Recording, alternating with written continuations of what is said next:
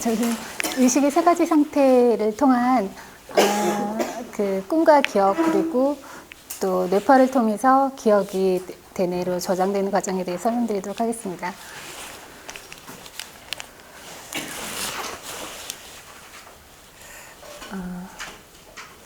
일단 처음으로 일생 동안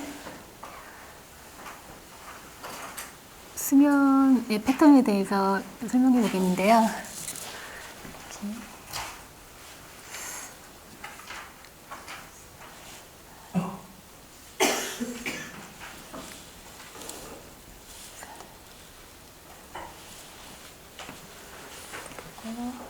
이쪽은 시간이고요. 이쪽은 이제 인간의 나이를 표현하면요.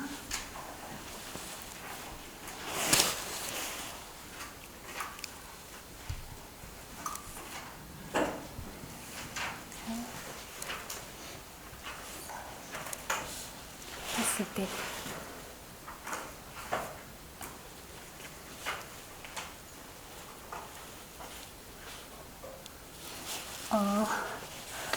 일단 임신에서 이렇게 태아는 렘수면 상태이고요. 그리고 거기서 태어나서 한 살을 거치면서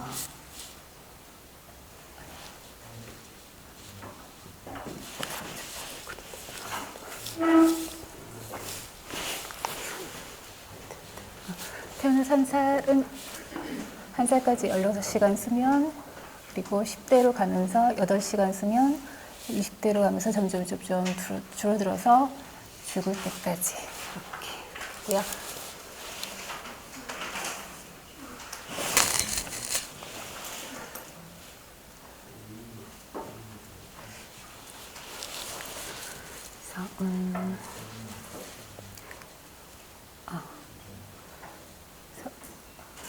요 이쪽이 렘이라고 치면 이렇게 나누지만 여기는 non-REM 섭박수면이 되겠고요. 그리고 이쪽이 바로 렘 수면.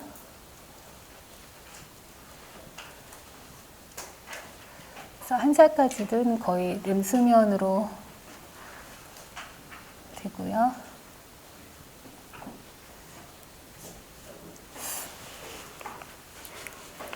이쪽이 웨이크 상태. 그래서 이 부분까지가 렘. 근데 이게 이제 아직 태어나기 전에 태아는 그러니까 렘 수면 상태이기 때문에 이거를 우리가 의식의 원초적 타입, 폴터 컨시어스니스라고 불러주게 되겠습니다. 그래서 10주 미수가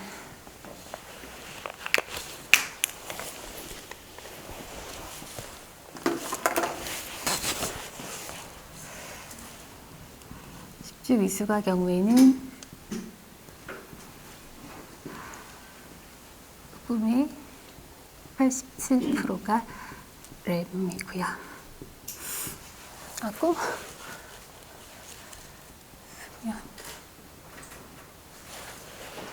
여기는 그러니까 아기가 태어나서 태어난 수면 패턴을 설명해 보겠는데요.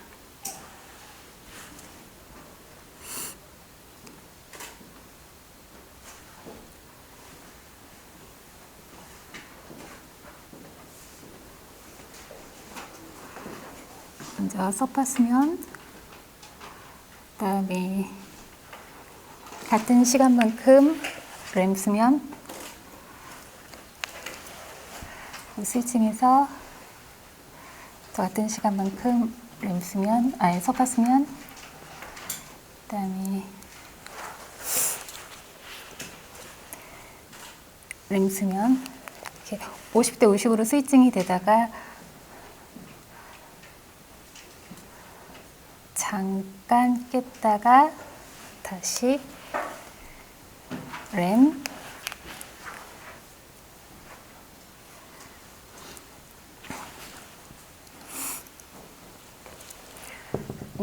계속 교본하는 패턴을 보여주고 있는데요.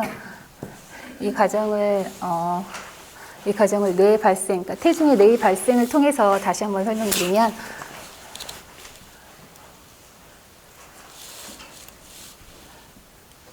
포브레인이 있고요.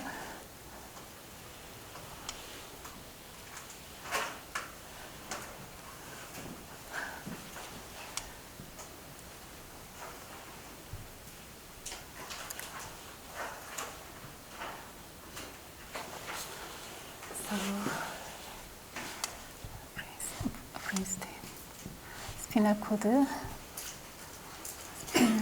있으면 여기 졌네.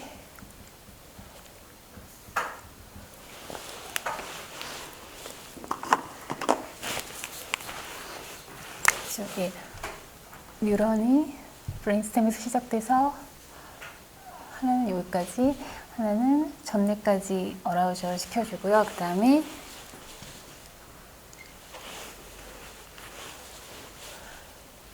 전뇌는 그대로 있고, 여기가 나눠지면서 미드브레인, 폰스, 메둘라, 그래서 스피널 코드, 그래서 폰스에서 뉴런, 그리고 전뇌,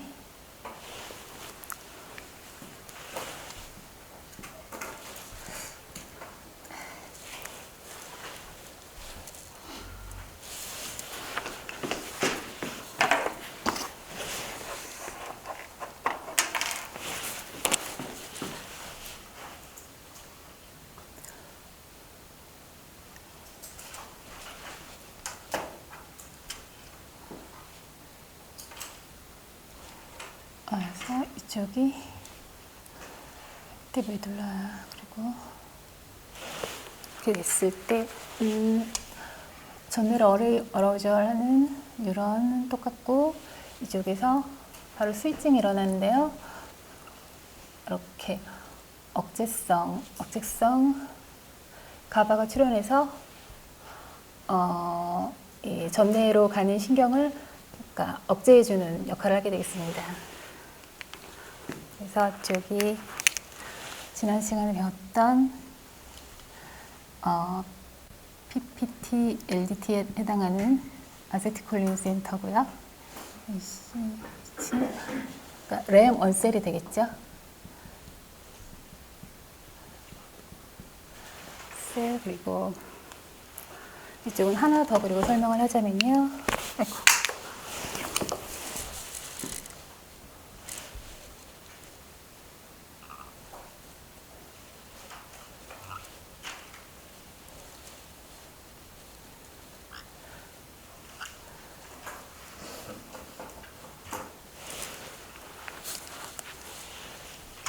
전뇌로 어라우셔도 되고, 방향을 틀어서 억제성 시냅스가 오고 다시 이쪽 신경에서 흥분성 시냅스가 오는 과정, 이 폐회로가 되는데, 여기는 그러면 램 업셀로 스위칭을, 그러니까 램 수면이 일어났다 끊어졌다 하는 그 역할을 하게 만드는 램 업셀. 그래서 지난 시간에 배웠던 그 로커스 셀룰로스 청간에게 노르에프네프린 이 분출되지 못하게 하는 그 센터가 되겠습니다. 그래서 아이의 교본 운동을 가능하게 하는 뇌의 발생 과정에 대해 설명해봤고요. 그리고 이제 여기는 간단하게 석가수면 시에 그 살라무스와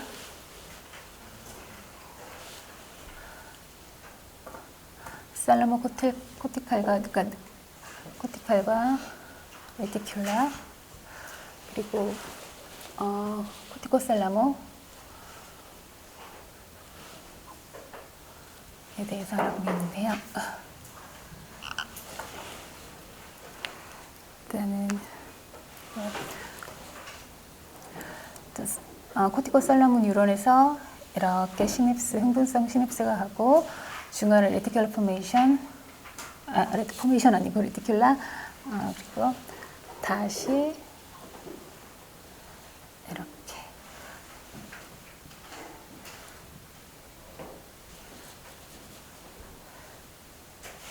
그래서 어떤 진동이 일어나기 위한 반작용으로서 억제성 가바가 살라모 코티코를 억제해주는 이 과정은, 그래서 여기가 슬로우 스핀들,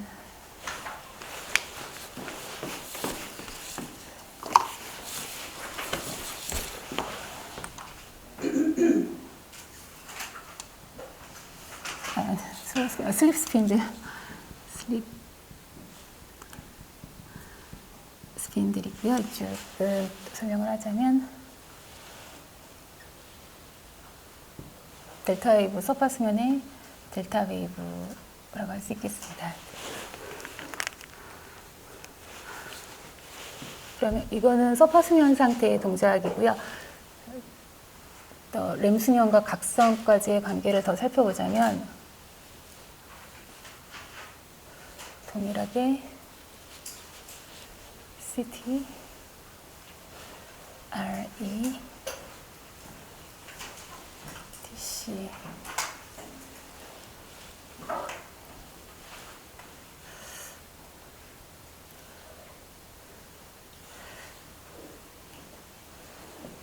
흥분성에서 억제성이 오고요.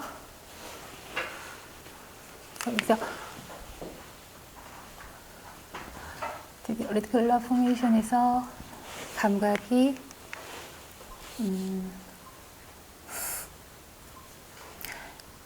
이쪽으로 흥분성 시냅스가 하고 이쪽으로 반작용으로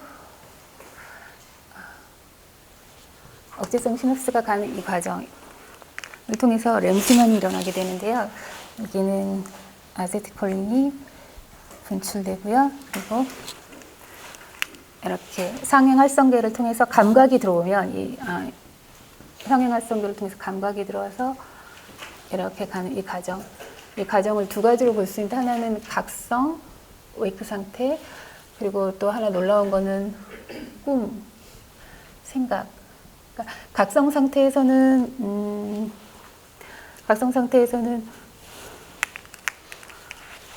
이렇게 하시는 노르 에프네프린, 그리고 5-HT, 세로토닌하고 아세틸콜린과 히스타민, 이 각성 물질들이 모두 분출되면서 감각을 통해서 사람이 깨어있게 되는 상태이고요. 그리고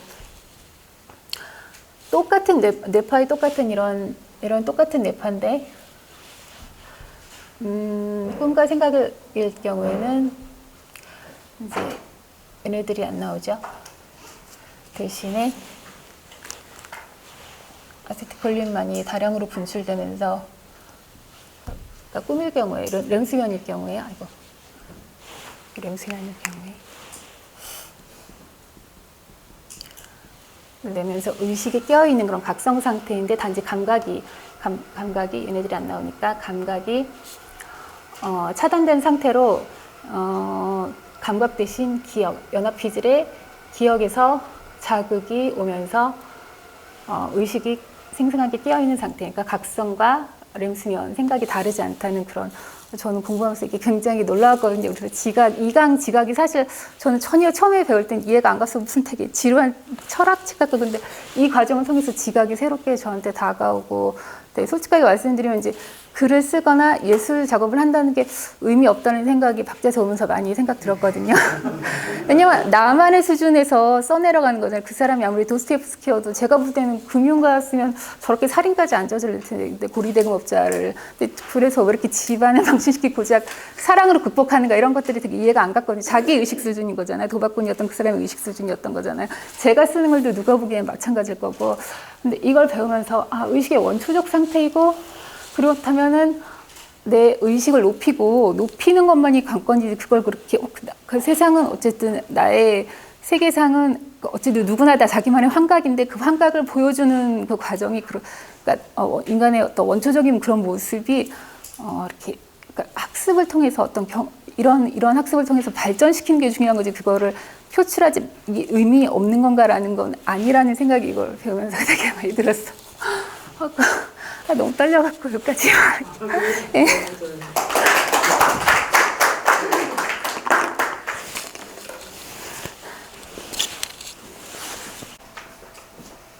여기 내가 한 문장을 한번 적어볼게요. 사람들이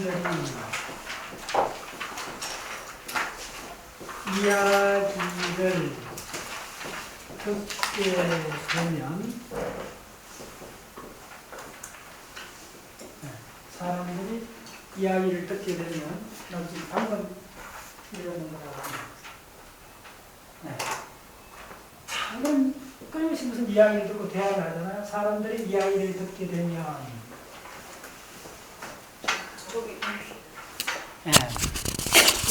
그 이야기에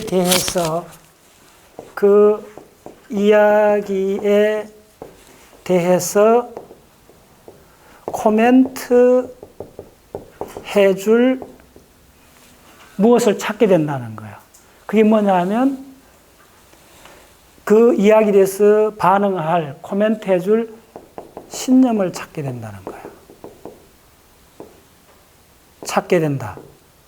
잘 한번 보세요. 일단 그러한 신념이 찾아지면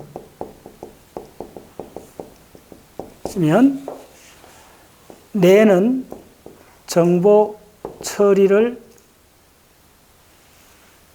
스탑한다. 마친다는 거예요.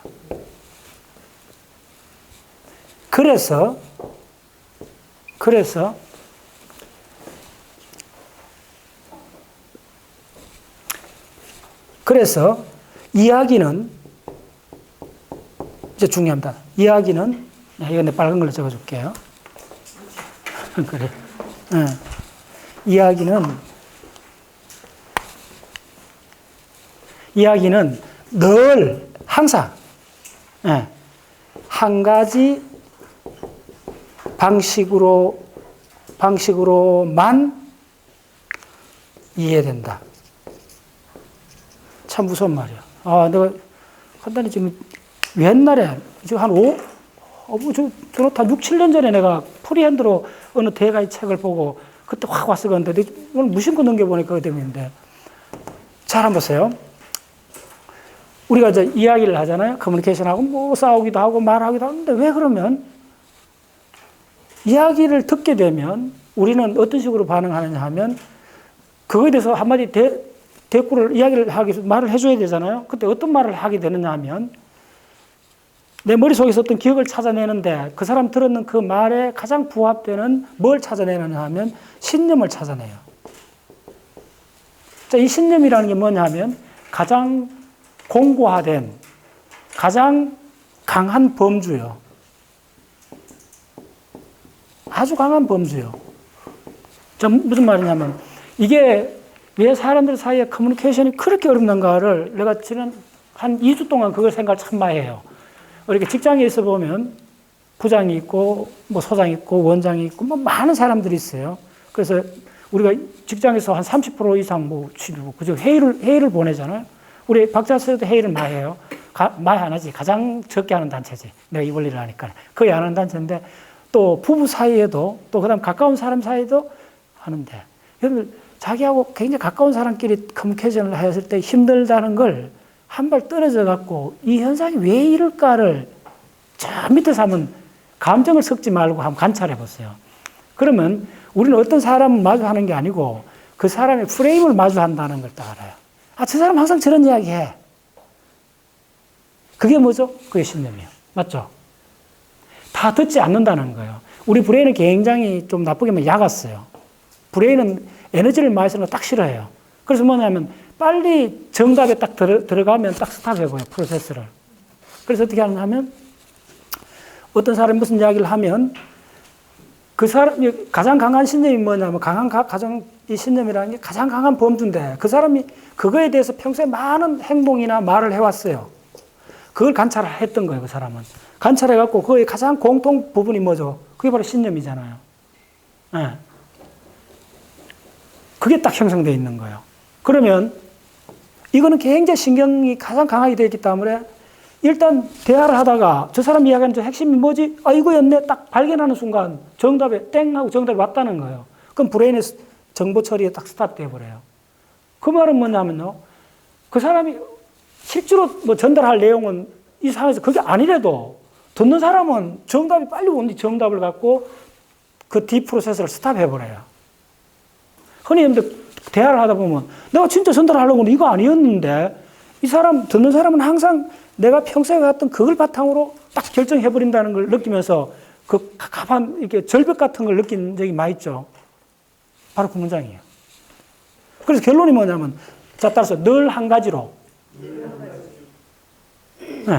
우리가 듣는 내용이 A라는 사람이 또 상황에 따라서는 완전히 다른 이야기도 할 수 있잖아요. 다른 이야기 끝까지 안 듣고 그 사람이니까 일단 입맛 띄면 아, 그런 형태로 이야기를 해왔다. 그 폼을 보게 되는 거예요.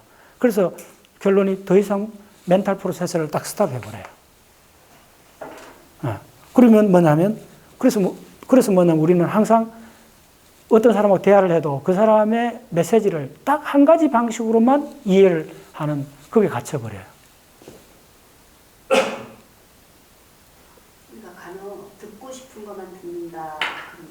같은 말이에요. 같은 말이에요. 그 듣고 싶지 않은, 그런데 내가 전달하는 게 그 듣고 싶은 내용이 아닐 경우가 상당히 많아요. 상당히 많은 걸 전달할 때 무지하게 힘든다는 걸. 그 힘든 이유가 뭐냐면 그 사람이 더 이상 들으려고 하지 않는 거. 그게 뭐냐면 더 이상 정보 처리를 하지 않는다는 거예요. 결론은 빨리 나버린 거예요, 벌써. 조금 느낌 있어요? 네. 그래서 어떻게 해야 되겠어요? 이게 다른 말로 하면 우리는, 이게 바로 편견이라고 그러잖아요. 다른 말로. 많은 이야기를 해요. 편견의 속단으로 딱 해버리는 이걸 건너뛰기가, 이걸 초월하기가 참으로 어렵다는 걸 알면 다른 사람하고 대화를 할 때 가급적 끝까지 들어줘야 돼요. 그 다음에 저 사람이 궁극적으로 오늘은, 그러니까 먼저 우리가 그 가능성을 열어놔야 돼요. 저 사람이 항상 그러니까 저 사람이 평소에 한 70% 이런 식으로 이야기해왔지만은 30% 이상 혹은 다른 식으로 다른 정보를 갖고 내밀 수도 있다. 그런데 우리가 항상 일정한 형태로 정보를 받아들이면 나머지 그 30% 정보는 못 받아들여요. 그런데 그 간단한 퍼센트가 30%지만 그 30%의 그건 색다른 그 사람의 다른 면모가 들어있는 정보인데 그거가 원초적으로 커트당한다는 거예요. 네, 그런 이야기 갑자기 생각났어요. 그리고 뭐 또 이것도, 네. 그래서 지금 뭐 내가 사실은 무슨 이야기 하고 싶냐 하면 지금 이제 이런 걸 몇 개를 이제 개념화하면 언어 그 자체에 대한 결국은 언어를 발화하자고 청자 사이에 그 관계를 좀 더 깊이 우리가 살펴보면 내가 지난 시간에 다른 데서 강했나? 인간이 언어를 만든 것이 아니고 언어가 인간을 만들었다는 거예요. 이 전면적 발상을 뒤집지 않고는 이 감옥에서 벗어날 길이 힘들어요. 이건 너무나 공고하기 때문에. 왜? 신념체계이기 때문에. 이걸 깨부수면 그 사람 셀프가 붕괴돼 버리고 그 사람 물리적, 생리적 그 사람이 붕괴될 수가 있어요. 죽을 수 있어요. 그러니까 이 방식으로 들어가지 말고 우리의 개념의 공간을 뒤집어 볼 필요가 있어요. 바로 그럴 때 필요한 게 이런 문장이에요. 인간이 언어를 만든 것이 아니고, 그러면 언어는 인간의 하위, 인간에서 서비스하는 종속기관이 돼요. 그렇게 보면 안 된다는 거예요. 왜냐하면 언어에 의해서 세계가 출현했다는 거예요. 그 세계 속의 한 존재가 인간이라 이렇게 보는 게 더 편해요. 나는 이 문장 굉장히 좋아요. 인간이 언어를 만든 것이 아니고 언어가 인간을 만들었다는 거예요. 그러면 이걸 더 깊이 더 생각을 하면 커뮤니케이션이나 다 언어상에서 일어나는 거잖아요. 네. 인간은 물리적이고 생리적 존재이기 때문에 그 물리적 법칙, 생리적 법칙을 넘어서 갖고 가르칠 수 없어요. 그런데 그걸 유일하게 할 수 있는 게 언어는 그게 가능해요. 언어는 존재하지 않는 걸 가르칠 수 있어요. 육각수라든지, 그 다음 뭡니까? 그 토끼의 뿔이라든지, 우리는 언제든지 가능해요. 왜? 언어의 속성은, 인간한테서 출발은 했지만은, 인간을 아직 초월해 있는 상태예요. 어떻게 보면. 그래서 우리가 이 언어에 구속당한 거야. 집합을 나누면 인간이라는 집합보다 더 큰 거예요. 언어가 어떤 측면에서. 그걸 여실히 내가 요즘 계속 읽고 있는 책이 그 이성복 시인의 시론을 계속 보고 있는데 거기서 상당히 힌트를 많이 얻어요. 그분의 철학이 이거예요. 그냥 일단 언어가 돌발적으로 언어가 튀어나가고 그거에 대한 수습책이 문학이 하는 사람들이 하는 거예요. 시가 언어가 저지른, 언어가 나간 그 뒤를 감당하는 거라는 거예요. 언어 앞서가 나가는 거는 시로서 그건 성립이 안 된다는 거예요. 언어의 우발적 행동이라는 거예요.